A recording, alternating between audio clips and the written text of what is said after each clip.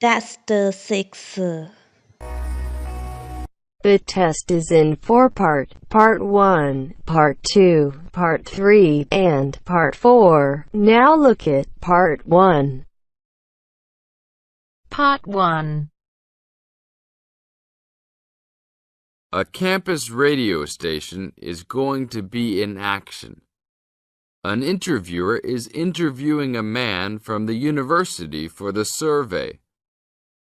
Listen to the conversation between them and circle the best answer from A, B, or C for questions 1 to 4. You now have some time to read questions 1 to 4.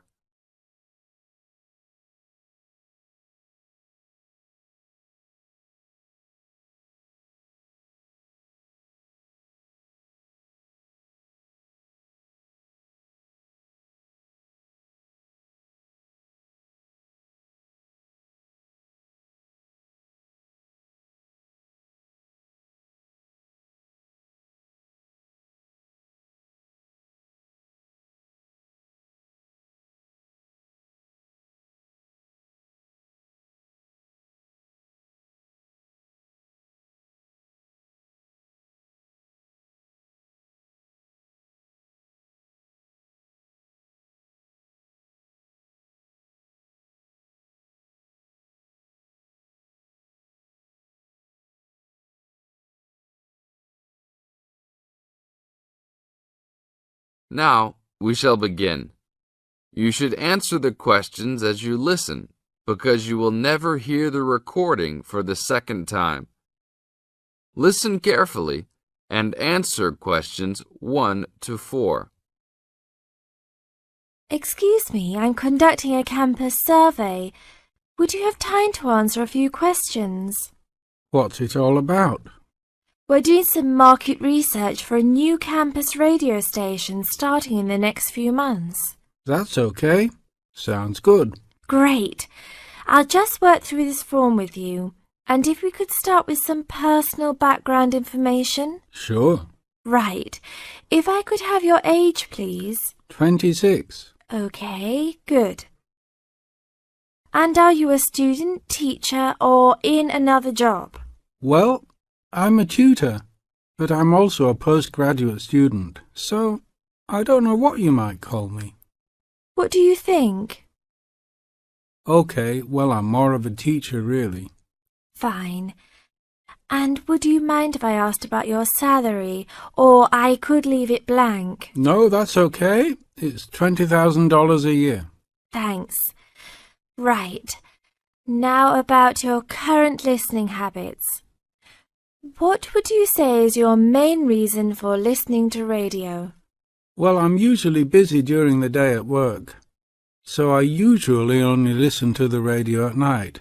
It helps me relax and unwind, even if I'm studying. Good.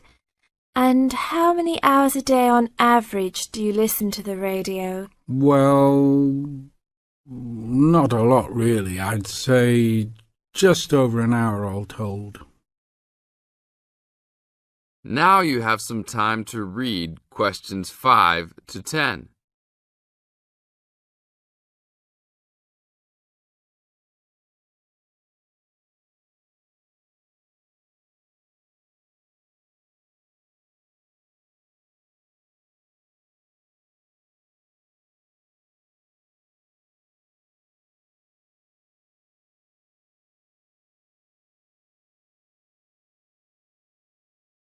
Now listen to the second part of the interview and answer questions 5 to 10.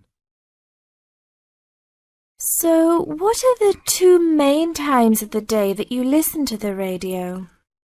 Well, for a little while around breakfast time, and then it tends to be later, after dinner, when I finished any serious work I need to do. And what sort of radio programs do you like? I like the news, but I also like classical music. It helps me to relax. Fine. And turning to the new campus station, which type of programs would you prefer? I think the existing radio stations cater for my need for news. So I'd like to see programs about local information, providing a service to the campus community. And in the same vein, perhaps more for academic viewers, some lectures or relevant programs. I see. And if you had to give the new director some specific advice when they set up the station, what would you tell them? I think I'd advise them to be careful about the quality of the broadcasts. The sound system. There are a lot of radio stations and people can change their loyalty quickly if it doesn't meet their needs. I think they should do more of these kinds of interview too, talking with existing and potential customers. Oh, I'm pleased you think it's useful. Certainly, yeah. Good. Now, this station will not be fully funded by the university. So how often do you think it is tolerable to have adverts? I think, out of that list, I'd say every quarter of an hour. Of course, that's providing they don't last for 10 minutes each time. Oh, quite. And are you interested in attending any of the special promotions for the new station? Yes, I'd be happy to, as long as they're held on the campus or nearby. OK, I'll note that down. And finally, may we put you on our mailing list? Well, I'd prefer not, except for the information about the promotions you just mentioned. OK. Can I have your name and address? Of course. I have a card I can give you. Oh, great. And thanks a lot for your time, and we look forward to seeing you. Yeah, sure. Thanks.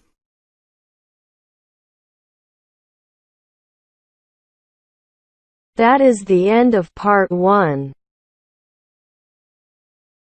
You now have half a minute to check your answers.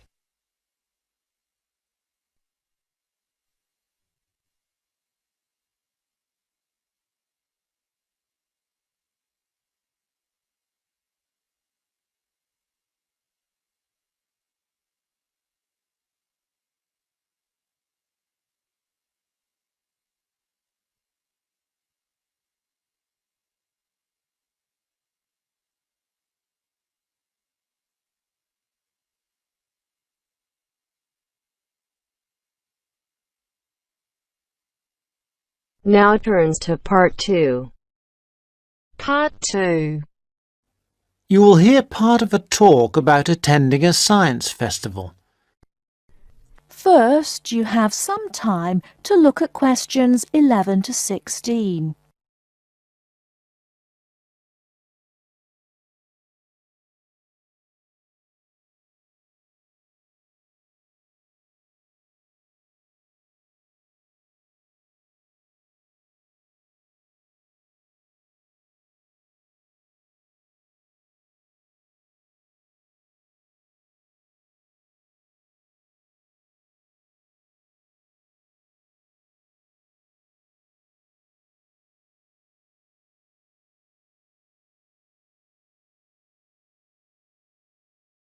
Now, listen carefully and answer questions 11 to 16.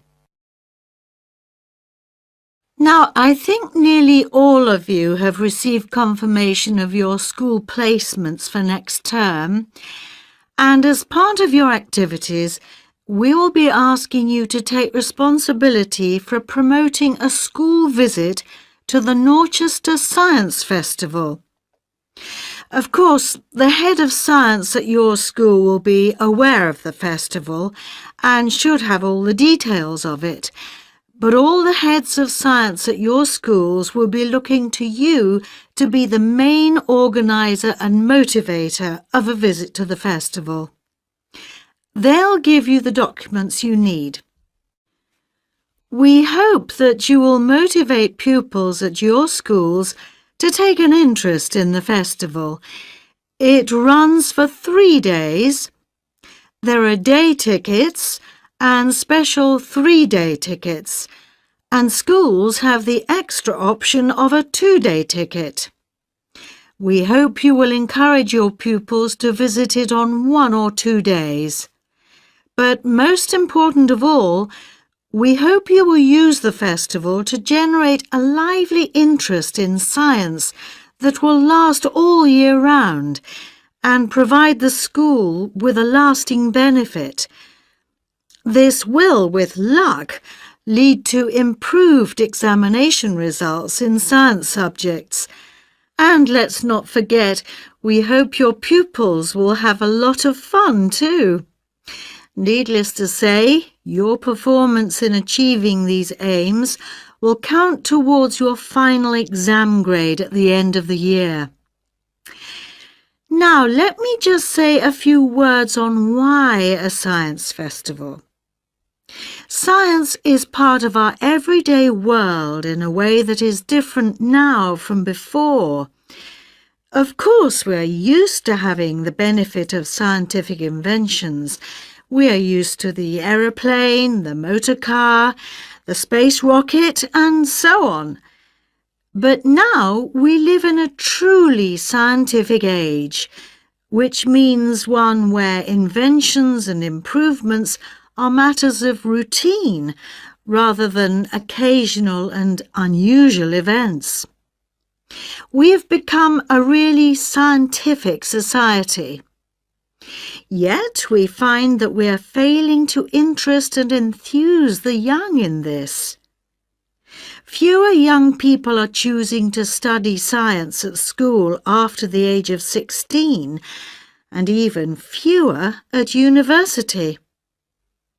As a result, we have fewer teachers coming into schools to teach science. And many science teachers are not teaching their specialism. For example, I know of several cases where maths is being taught by biologists and chemistry is being taught by physicists. We urgently need another 3,000 science teachers in England at least. That's why we look to you, the science teachers who are starting off your careers, to inject enthusiasm and wonder into the study of science. And we hope the Norchester Festival will help you to do this. Before you hear the rest of the talk, you have some time to look at questions 17 to 20.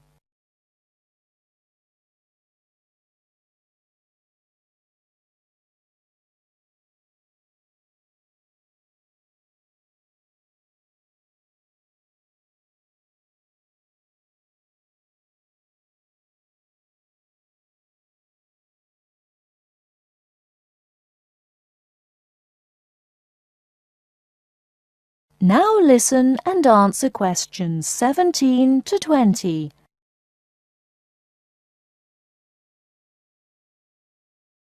Now, enough of the background.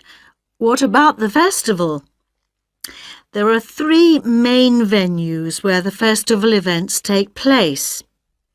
These are the Millennium Library, the Town Hall, not the Town Hall itself, but the Town Hall Conference Centre, and the Norchester Theatre. Now, when you are planning your visits, remember that many of the activities for younger pupils will be at the Millennium Library, and the secondary school pupils may find more to interest them in the Conference Centre.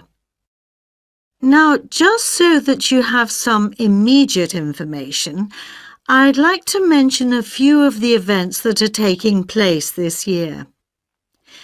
One event of special interest to people living in this area is called Water World. This is a clay model of the southeast of England, and the presenters show you the effects of rising sea levels as a result of climate change.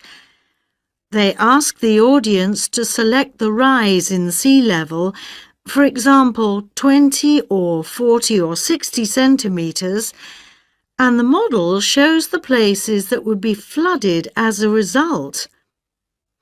Watch out for your town. Does it sink or does it swim?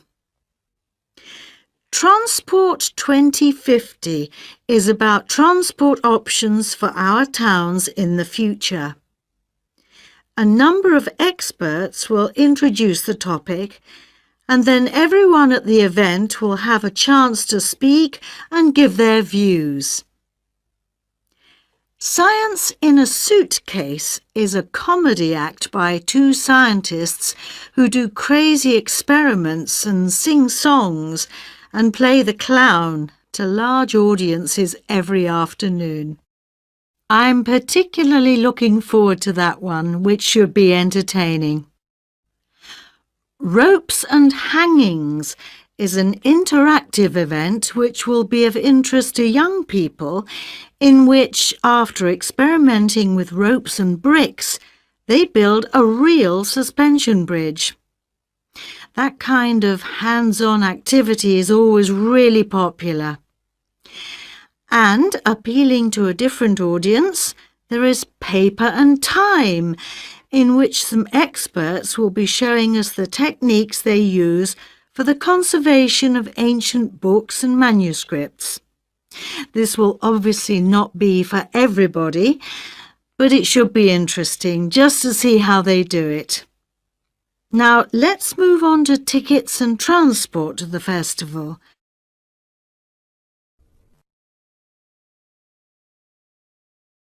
That is the end of part 2.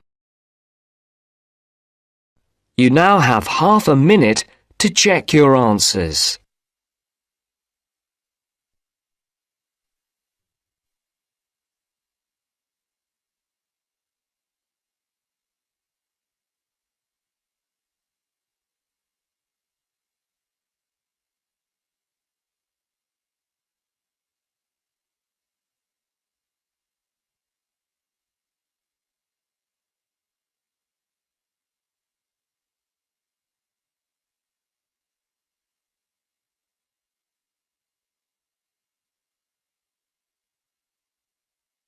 Now turns to part 3. Part 3. Richard Murray, a zoologist and popular TV personality, has been giving a talk on endangered species of wildlife to members of the Young Conservationists Association in a small town in the south of England. Listen to the extract from the discussion he had with two of the young people after his talk. First, you have some time to look at questions 21 to 25.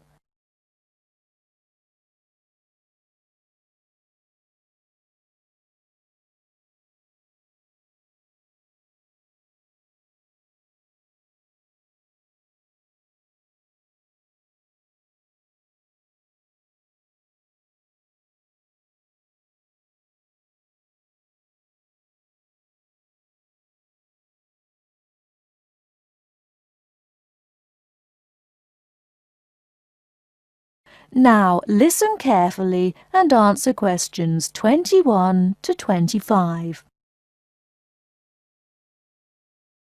What would you say, Mr. Murray, are the main reasons that so much of our wildlife will have died out by the end of the next few decades? Well, Tony, we can't, of course, rule out the effect of urbanization due to the spread of population. But apart from that, I believe there are two reasons which, in a way, are like the opposite ends of a piece of string.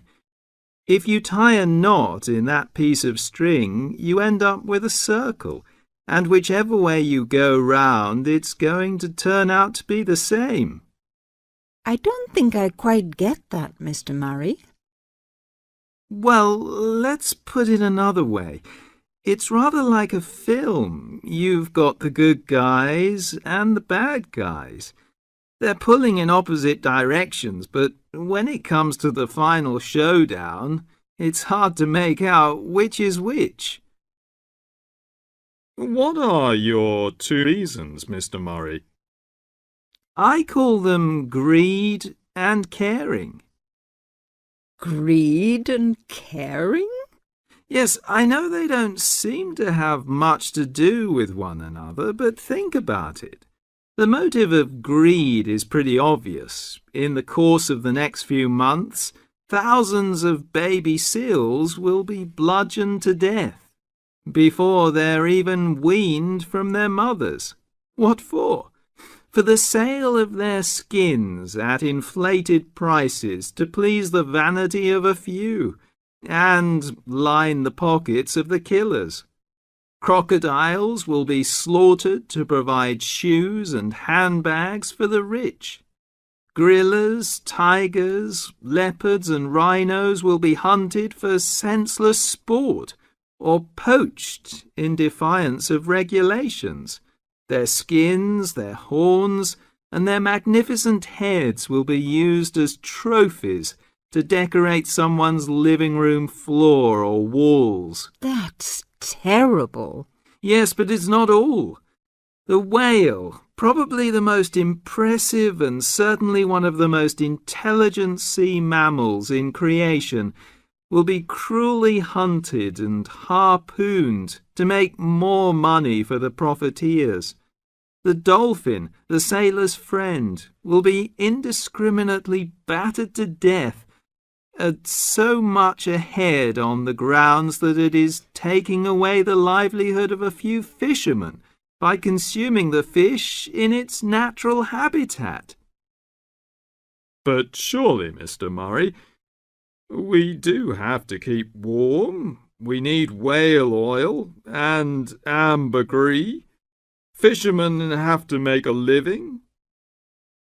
Part of what you say is true, of course, Tony, but we shall have to enforce far stricter controls if future generations are not to find themselves in a world devoid of wildlife as we know it. Well, I see what you mean about fur coats and crocodile handbags, Mr. Murray, but I don't understand what you mean by caring. That can't be bad, surely. I mean, I thought we were supposed to be living in a caring society. Well, so we do, in a way. The trouble is, there are so many well-intentioned people who start out with the best possible motives of trying to protect or immunize us from this, that, or the other in the most effective way at the quickest possible rate. But in their enthusiasm, they lose sight of the long-term consequences. It's only very gradually that the danger to other forms of life, including humans, comes out, not to say leaks out, and by that time it'll probably be too late to do much about it. Take insecticides, for instance. But Before you hear the rest of the talk, you have some time to look at questions 26 to 30.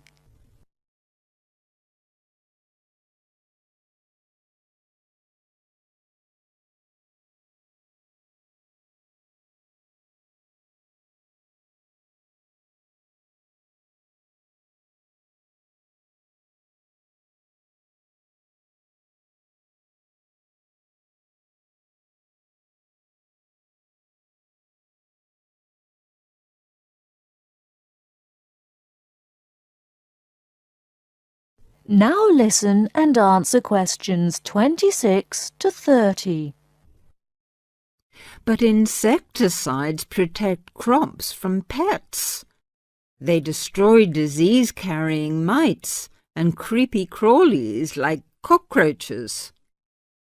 True, but nature has a way of developing her own immunity against insecticides and other pest controls, with the result that the biologists are driven to inventing stronger and stronger compounds, which, though they may annihilate the pest, nevertheless permeate the environment, are assimilated by plant and animal life, and become absorbed by the soil. Countless innocent creatures, the beaver or the mole, for example, are performing a useful task in the natural control.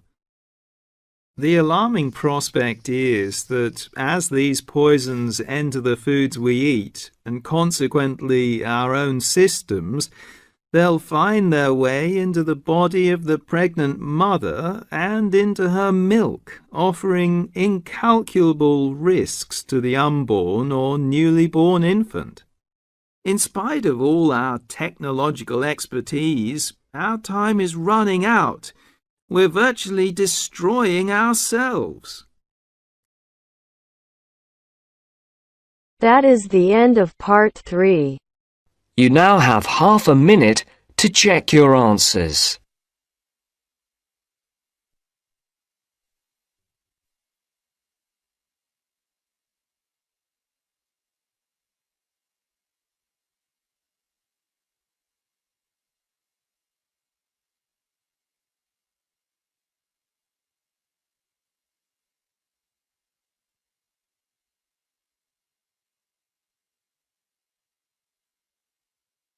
Now turns to part 4.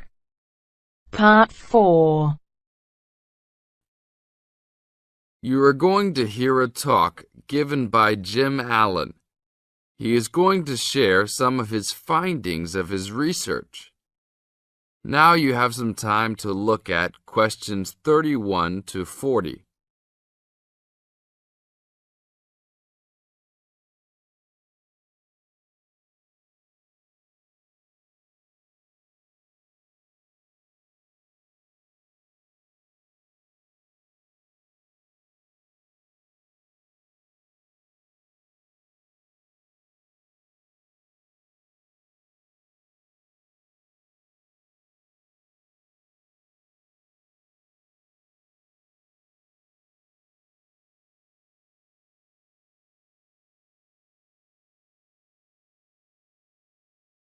Now, listen carefully and answer questions 31 to 40.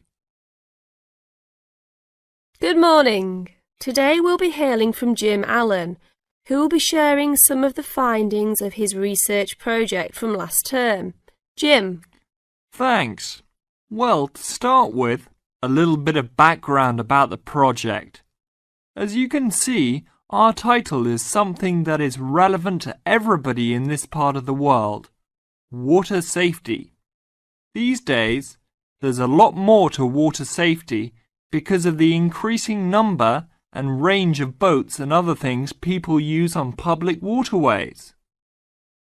I'd become interested through reports on radio about the number of incidents involving small powerboats and individual watercraft such as jet skis. It seemed to me that because these craft were essentially recreational and didn't require licenses to use, there was very little opportunity to influence the users towards being safety conscious. So, I decided to make this the focus of the project. For the research, we mainly relied upon talking to people, asking them questions in preference to using a written questionnaire.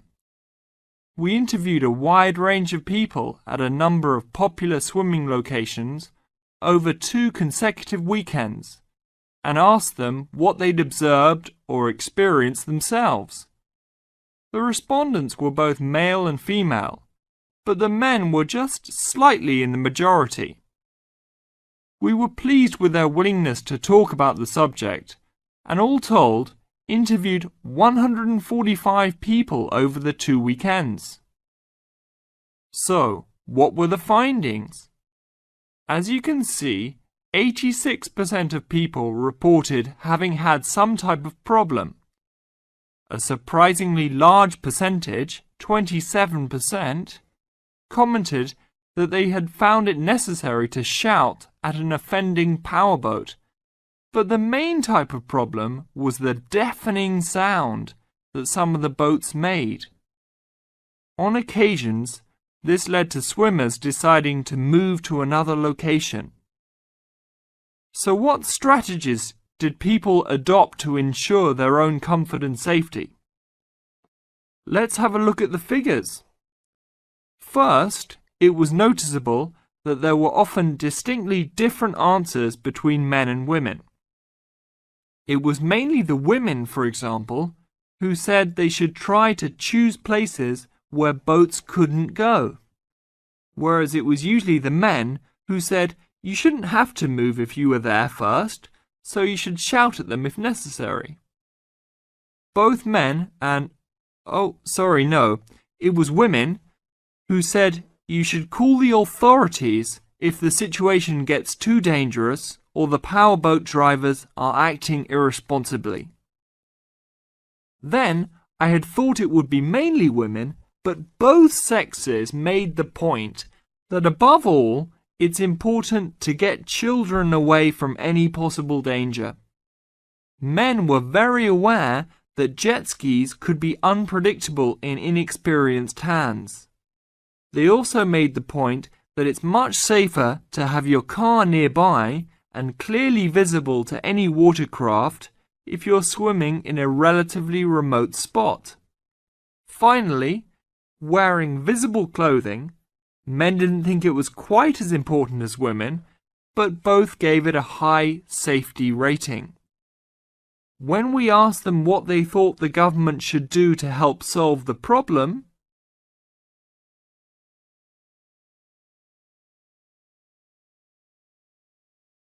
that is the end of part 4. You now have half a minute to check your answers.